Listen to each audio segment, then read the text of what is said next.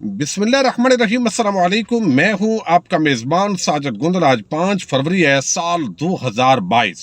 लाहौर के अंदर आज दो खाऊ कबैल की बड़ी आम मुलाकात हुई है। एस्टेब्लिशमेंट ने दोनों घरों को किस तरह कोरा जवाब दे दिया है और क्या अब अपोजिशन की तहरीक अदम एतमाद या लॉन्ग मार्च कामयाब हो सकता है। बड़ी दिलचस्प अंदरूनी कहानी है, उसकी तफसील इस वीडियो में आपके सामने रखने जा रहा हूँ।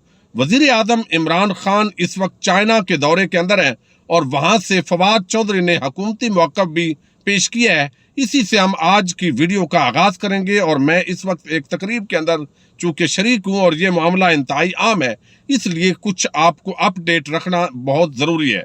हमने देखा है कि वजीर आजम इमरान खान जो है, एक तो चाइना के दौरे पर हैं और ये चीन का जो दौरा है ये इंतहाई कामयाब है। अरबों डॉलर की सरमायाकारी आ रही है पाकिस्तान के अंदर, बड़ी इंडस्ट्री आ रही है और इस हवाले से 18 कंपनी से जायद से मुज़ाकरात कामयाब हो चुके हैं और गवादर से लेकर इस्लामाबाद तक और कराची तक ये पूरा एक नेटवर्क होगा। इकनॉमिक जोन आबाद होंगे, पाकिस्तान की मईशत दुरुस्त सिमत के अंदर इस जरिए चलेगी, रोजगार के मौके पैदा होंगे। और यही वजह है कि पाकिस्तान इन मुश्किल हालात के बावजूद जिस तरह कोविड-19 पर काबू पाने के अंदर कामयाब हुआ है और यहाँ पर मामूलाती जिंदगी बहाल हुए हैं, उस मौके पर भी ये अपोजिशन जमातें इसी तरह वजीर आजम इमरान खान पर ताना जनी करती थी, लेकिन वजीर आजम डटे रहे। बिल आकर उन्होंने लॉकडाउन नहीं किया, कर्फ्यू नहीं लगाया। शहबाज शरीफ लंदन से पैराशूटर के तौर पर वापस आया था, लेकिन उसको बड़ी परेशानी हुई और ये बेचारे ये उम्मीद लेकर बैठे हुए थे और इनके साथ जो तबका मलामतिया के साफी हैं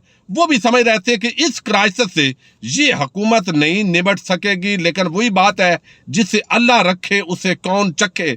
इसके अंदर पूरी दुनिया ने कोविड-19 की मुहिम के अंदर इस हुकूमत की तारीफ की और इसके साथ ही अब आज का दिन एक तरफ वजीर आजम पाकिस्तान वो चाइना के सदर से आज उनकी मुलाकात हुई है और दूसरी तरफ उज़्बेकिस्तान के जो प्रेसिडेंट है उनके साथ भी इंतहाई आम मुलाकात हुई है। वहां पर जोराने के अंदर उन्होंने सदर जो चाइना है उनके जोराने के अंदर शिरकत की है। बाकी जो बहुत सी आम मुलाकातें हैं वो भी हुई हैं। कतर के अमीर के साथ मुलाकात हुई है। इसके साथ ही और आम जो शख्सियात हैं वहां पर बातचीत जारी है और दूसरी तरफ अरबों डॉलर के जो मामलात हैं वो भी तय पा गए हैं। दूसरी तरफ आप देखिए कि आज यौम यकजहती कश्मीर है और इस दिन की एक बड़ी अहमियत है और हमें ये ज़ाहिर करना था कि पाकिस्तानी कौम एक है। लेकिन किस तरीके से फजल रहमान ने इस पूरी यकजहती को पहले बर्बाद किया और फिर इस खास दिन के अंदर आसफ जरदारी और ये पूरा जो खाऊ कबैल है, शरीफ और जरदारी कबैल, इन्होंने अपनी मुलाकात रखी। ये कल भी मुलाकात कर सकते थे, परसों भी कर सकते थे, लेकिन इस खास दिन बजाय इसके कि आज मीडिया के अंदर कश्मीर डिस्कस हो, आज बजाय इसके कि चाइना और पाकिस्तान के जो मामलात हैं और सी पैक और गवादर डिस्कस हो, तो अब ये डिस्कस हो रहा है मीडिया के अंदर कि जनाब अब ये हुकूमत जा रही है, एस्टेब्लिशमेंट ने ये कर दिया है, हाँ हो गई है, ना हो गई है। ये इनका एक पुराना तरीका है, वारदात है। अब जो इनकी आपस के अंदर मुलाकात हुई है, कुछ लोग इस पर बड़े उछल कूद रहे हैं और उनका ये तासर है कि ये मामला जो है आपस के अंदर तय पा गया है। चूंकि इससे पहले नून लीग वालों ने खुद कई लोगों ने ये स्टेटमेंट्स दी थी कि अगर अदम एतमाद लानी है तो इसका मतलब ये है कि हमें एस्टेब्लिशमेंट का इशारा चाहिए। तो अब इसका मतलब है कि एस्टेब्लिशमेंट ने हाँ कर दी है, मामलात सेटल हो गए हैं। तो अब ये तहरीक अदम एतमाद स्पीकर के खिलाफ पहले लाएंगे, फिर चेयरमैन के साथ, फिर वजीर आजम के खिलाफ। तो अब अगला बजट किसी सूरत अप्रूव नहीं होगा। लॉन्ग मार्च जो है वो उससे पहले ही मामलात हल हो जाएंगे। तो बड़े बेचारे वो जो बेजान थे, जिनको चंद दिन से समझ नहीं आ रही थी कि हमने बयानिया क्या लेना है, तो आज वो पूरी तरह उनकी परेशानी आपको नजर आती है। अब इस हवाले से नईम अशरफ भट्ट जो है वो इन्वेस्टिगेटिव जर्नलिस्ट हैं, वो लाए हैं अंदरूनी कहानी के मामला असल में क्या है। वो कहते हैं कि मियां साहब की खुफिया मुलाकातें बेसूद होने के बाद नून लीग मुलाकात पर आमादा हुई है। यानी पहले ये आसफ जरदारी को, पीपल्स पार्टी को लिफ्ट नहीं करवा रहे थे। कुछ मुलाकातें लंदन के अंदर जारी थी, बैकडोर यहाँ पर शहबाज शरीफ के जरिए भी राब्ते हो रहे थे, लेकिन एस्टेब्लिशमेंट ने बाजी पलट दिया और उन्होंने किसी भी किस्म की डील देने से इनकार कर दिया है।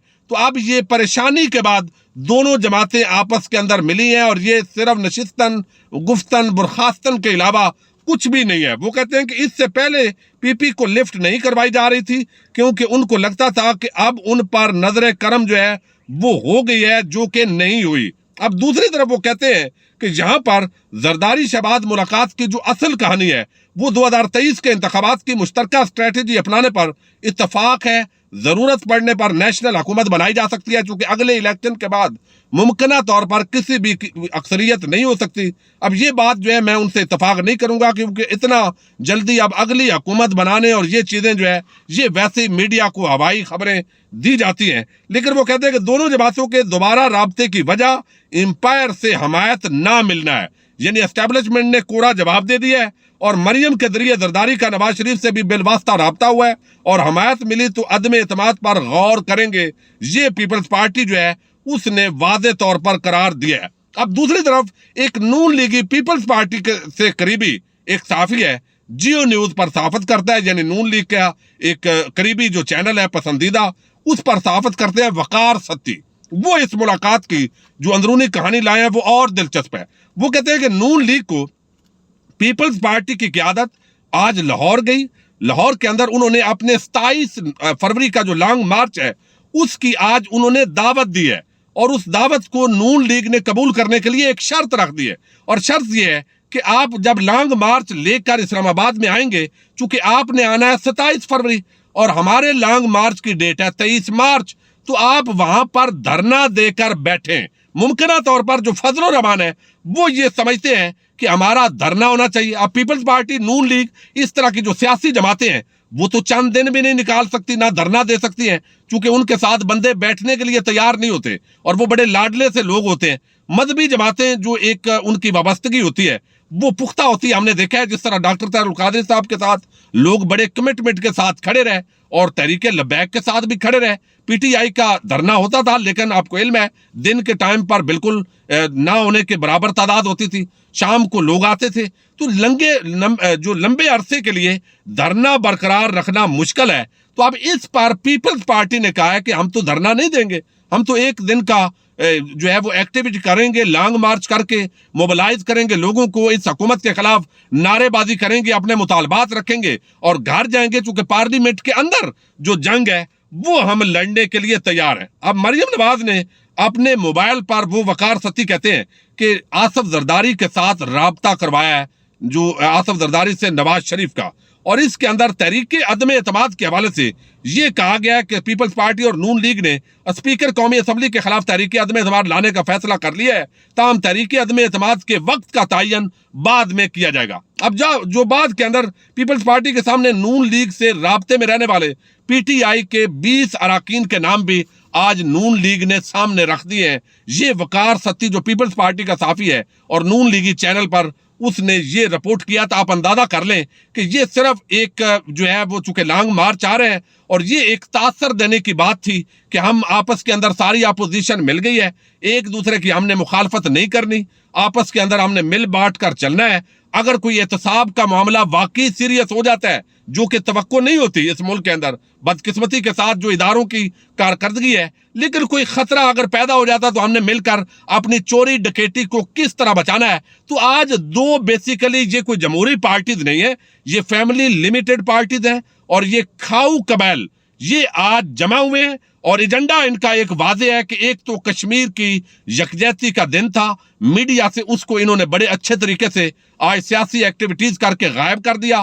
پہلے فضل الرحمان نے متنازع تقریر کر دی اور اسی طرح کے پرانے نسخے انہوں نے آزمائے، اور دوسری طرف جو چائنا کا وزیر اعظم کا دورہ ہے یہ چونکہ انتہائی کامیاب ہے، اور پچھلے بڑے عرصے کے بعد اتنی بڑی عام ڈیولپمنٹ ہو رہی ہے، تو اس کو روکنے کے لیے یہ سارا جو کھیل رچایا گیا تھا، اب اس معاملے کو آپ دیکھ لیجئے میڈیا کے اندر اب اس وقت جو ہے وہ بھنگڑے ڈال رہے ہیں طبقہ ملامتیہ کے، وہ خواہش نفس کے جو پیروکار ہیں، یعنی خواہشات کی جو ایک خبر بناتے ہیں، وہ طبقہ اچھل کود کر بڑھا چڑھا کر بیان کر رہا ہے۔ باقی اس وقت جو ہے یہ جیسے نعیم اشرف بٹ نے اپنی سٹوری دی ہے اور اندرونی کہانی جو سامنے آئی ہے اس کے مطابق اسٹیبلشمنٹ ان کو جواب دے چکی ہے کہ وہ کسی بھی جانبداری کا مظاہرہ نہیں کرے گی، کوئی ان کے ساتھ کھڑی نہیں ہے، بلکہ حکومت کے ساتھ ادارے کھڑے ہیں۔ ابھی چند دن پہلے جیسے army chief general Qamar Javed Bajwa نے جو سرمایہ دار تھے، جو انڈسٹریلسٹ تھے، جو کاروباری حضرات تھے، ان کو بتا دیا کہ ہم حکومت کے ساتھ کھڑے ہیں، تو اپنی مایوسی کو اور فیس سیونگ کے لیے یہ سارے حربے جو ہے وہ آزمائے جا رہے ہیں، اور انشاءاللہ یہ پہلے بھی ناکام ہوئے ہیں، اب بھی ناکام ہوں گے۔ اور جس طریقے سے اس ملک کی صحافت جو ہے وہ صحافت کو چھوڑ کر یہ صحافی لوگ انتہائی ڈھیٹ پن پر آ گئے ہیں، یہ آپ نے کبھی بھولنا نہیں۔ اور اب ڈیجیٹل میڈیا کا، سوشل میڈیا کا دور ہے، اور انشاءاللہ یہ ایکسپوز ہو گیا ہے مزید جو اینکرز ہیں، جو مزید کچھ صحافی ہیں، اور ان کا ان مخالفت کا، بغض کا، عمران خان کے بغض کا کچھ بھی نہیں بنے گا۔ اصل میں یہ نقصان تو کر رہے ہیں پاکستان کا، اور ہم اصل میں بغض جو ہے وہ ان کا اپنی جگہ۔ اور پھر جو آج پریس کانفرنس ہوئی ہے، آپ کو علم ہے وہاں وہ روایتی سیاسی باتیں ہوئی ہیں، بلاول اور مریم دوبارہ بہن بھائی بن گئے ہیں، اور انہوں نے کہا ہے کہ درمیان میں شہباز شریف نے کہا ہے میں کھڑا ہوں، تو لہذا آپ ٹینشن نہ لیں۔ مریم کہتی ہیں ہمارا چونکہ مقصد بہت بڑا ہے تو یہ چھوٹی چھوٹی معاملات میٹر نہیں کرتے، عوام کی مہنگائی۔ اب یہ پاپڑ والے، یہ ٹھیلے والے، یہ مقصود چپڑاسی والے، اس قوم کو لوٹنے والے اب یہ مسیحا بنیں گے تو اس ملک کا پھر اللہ ہی حافظ ہے۔ یہ ایسے مداری ہیں۔ لیکن ایک بات بڑی عام ہے، آج کسی نے اس کو ڈسکس کیا ہے ٹویٹر پر بھی، وہ کہتے ہیں کہ یہ آج گلاسی نظر نہیں آئی، یعنی پتہ نہیں ان کو پتا تھا کہ آج ایک بڑا ہامون جادوگر آنے والا ہے تو وہ بڑا جادو کر دے گا، تو وہ گلاسی جو ہے مریم کی آج وہ نظر نہیں آئی۔ یہ ایک بڑی حیران کن بات ہے۔ بہرحال یہ پاکستان انشاءاللہ درست سمت کے اندر چل پڑا ہے۔ اپنے میزبان ساجد گندل کو نیکسٹ ویڈیو تک کے لیے اجازت دیجیے۔ اللہ حافظ۔